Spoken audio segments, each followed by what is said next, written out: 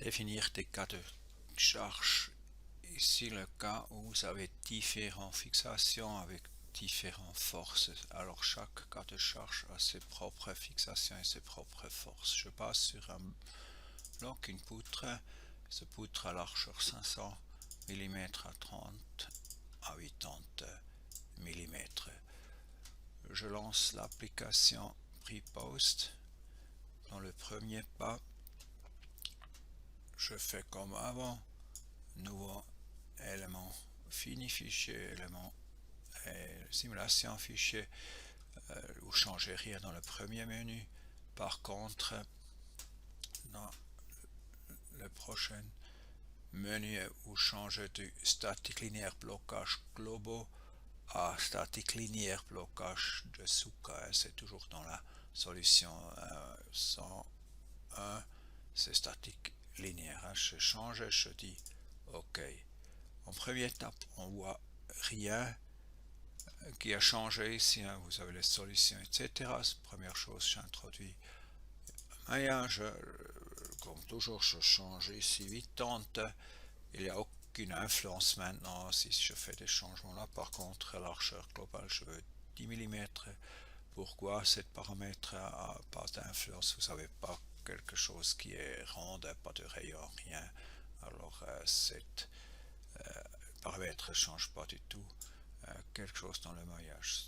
C'est le maillage qui est fait, puis je fais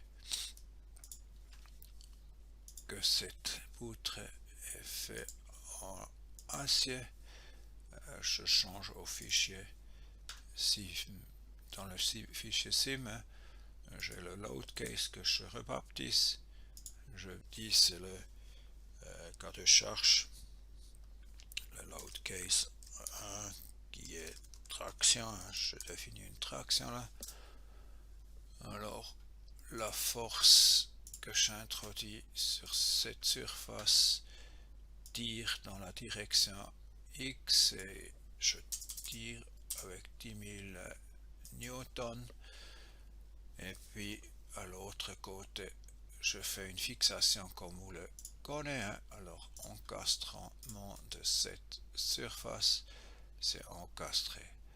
J'introduis maintenant une deuxième cas de charge. Alors, comme avant, c'est nouveau Suka, ou vous pourrez aussi prendre la haute, c'est aussi Suka.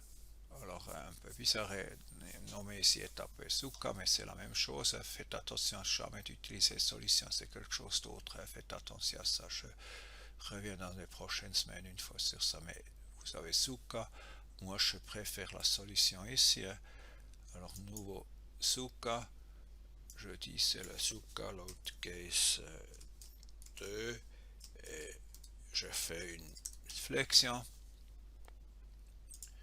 Vous voyez c'est devenu actif, par contre la traction c'est inactif au moment. Alors tout ce que je donne est maintenant dans cette cas de charge, j'introduis une force sur cette côté, les 10 000 newtons en direction minus 7. Je vais activer ça. Peut-être j'aimerais pas devoir le maillage. C'est peut-être plus visible ce qui se passe. Et je change dans le type contrainte où je prends blocage défini par l'utilisateur. Alors sur cette surface, je fais un blocage. Et vous voyez les degrés de liberté 1 à 6. Degré de liberté 1, c'est la translation en X, le degree of freedom 2, degré de liberté 2, c'est les translations en Y, puis translation en Z, rotation tour X, le 5 c'est la rotation autour Y, et le 6 la rotation autour Z.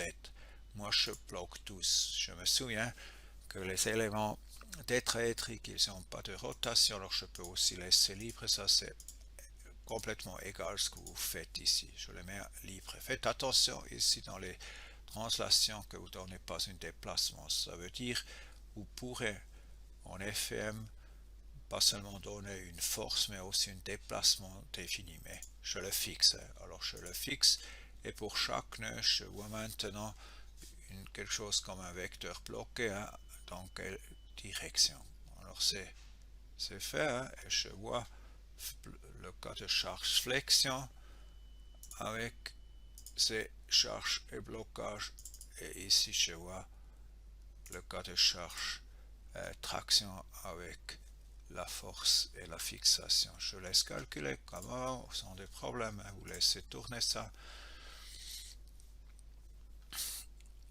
Et puis on y regarde les résultats. Dans les résultats, vous trouvez deux parties de solution. Dans la traction, hein, le déplacement c'est faible, c'est 1/100. Dans la flexion, le déplacement c'est quand même à peu près 160 fois de plus, 1,6 mm. Les contraintes ici, dans la traction, c'est un peu plus que 4 mégapascales. C'est la force divisée par la surface. Par contre, ici dans la flexion, cette contrainte, c'est à peu près 150 mégapascales. Alors, conclusion, flexion, ça me provoque beaucoup plus de contraintes et beaucoup plus de déformations. Je retourne. Si je regarde ici, je ne peux pas faire une superposition linéaire comme vous avez eu avant avec les load cases, parce que vous avez différentes fixations.